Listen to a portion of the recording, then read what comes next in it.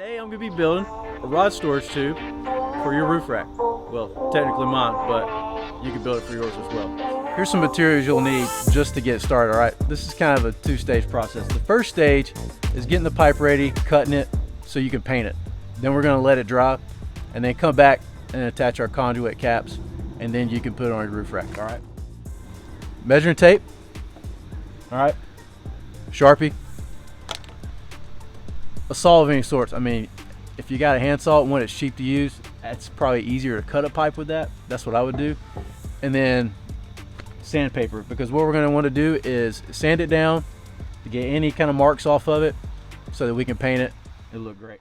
For this project, you want a standard 4-inch PVC pipe. And the reason for that is if you decide to put conduit brackets on this, anything else, it will not fit flush, all right? Because the diameter on this wall adds another 1/2 inch to the overall width of this. So it's 4 inches on the inside, but with the walls of the PVC pipe, it's 4.5 inches. And the conduit fits 4.5 inch width overall. So make sure you get standard PVC pipe 4-inch, okay? All right guys, we're gonna go ahead and measure the pipe. It's 10 feet long.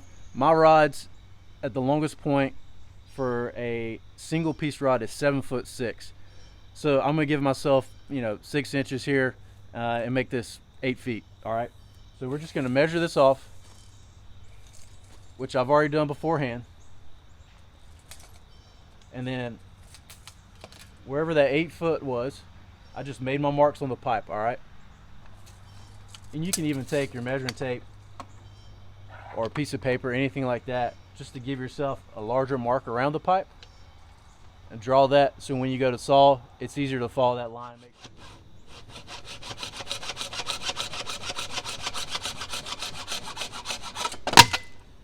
All right.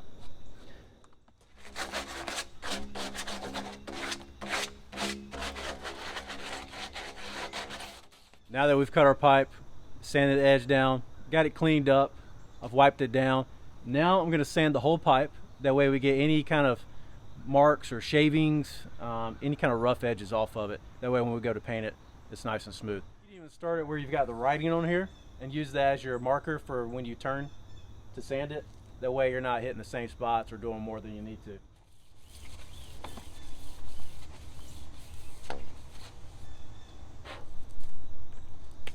All right, wipe it down and we'll be ready to paint. And before you paint it, you may want to run cloths through it in case you got any, foul edgings or debris like that, just so they don't get, potentially painted over or stuck inside. Let me show you what I was talking about, how you can clean this pipe with a egg sinker, some fishing line, and a cloth. Just run it down there until it gets to the very end. I just wrap it around a few times, doesn't take much. And then I just go ahead and stuff the rag in here.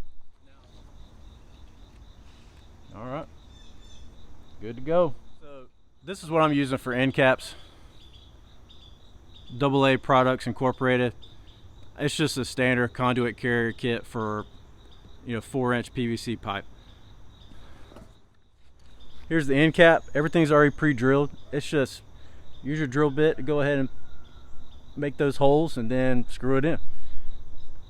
And obviously we're gonna put some sealant on the inside just to weatherproof it. And then here's the other side of it, okay?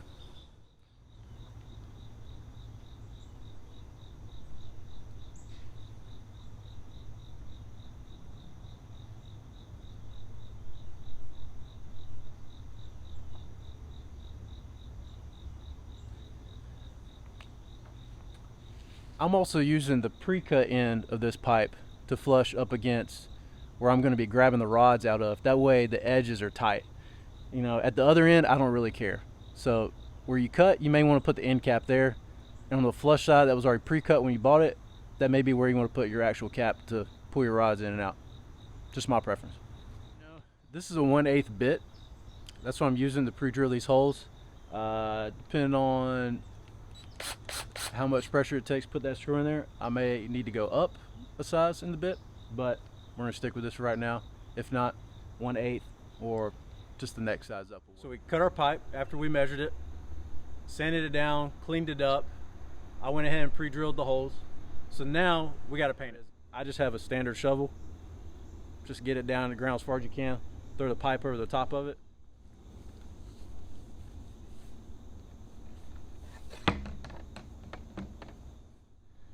Our PVC pipe is clean, ready to go. Put it on top of the shovel, ready to spray paint it. I've got some Krylon Fusion all-in-one paint and primer, but you can use Rust-Oleum. That's a good one. Satin white just to match my vehicle. I'm gonna put some glasses on just because as I'm spraying above my head, if it falls back, I don't want it in my eyes. In 20 minutes, it's dry to the touch. In an hour, it's ready to handle, it says. So we're gonna give it the proper amount of time. That way we can come back and then cap it and be good to go.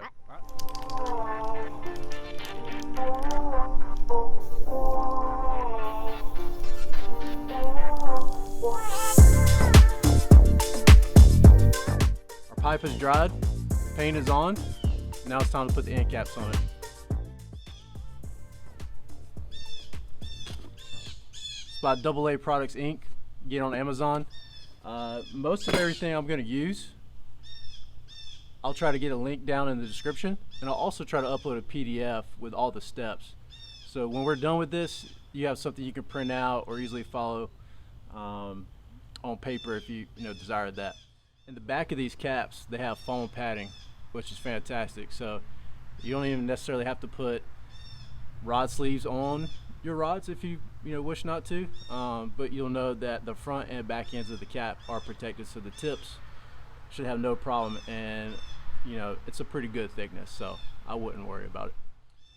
So this is some advanced exterior sealant from DAP. It's weatherproof, for outdoor exterior finishes, and this is going to give us lifetime mold, mildew, and water resistance. So this is clear. Make sure you get clear. At least I think that's just going to look better. But we're just going to put a bead on the inside, stick it on here, screw it in, then we got our end caps.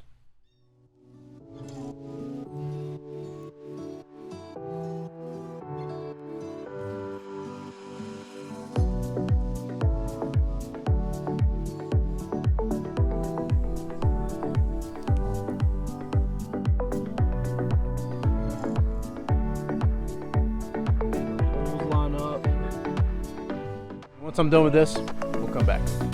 You can see, put my bead from a sealant in there. We're gonna put the end cap on, finish it off. We already got the other one on. So, end of this process. Let's get it.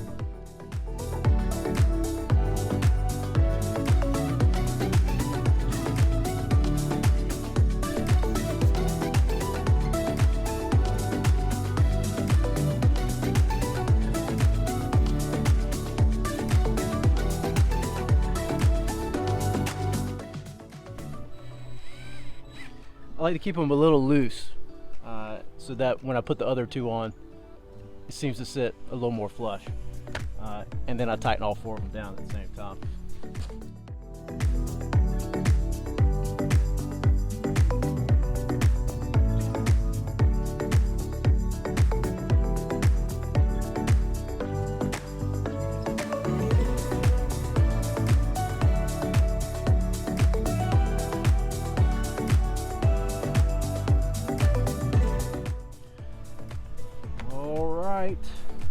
That's the last one. Open this bad boy up. And the nice thing is that the tips of the screws don't go all the way through, so you don't have to worry about them being in your rods or poking at the graphite or anything like that. But you do want to make sure that if there's some silicone that's come through, just take a towel, wipe it on the inside.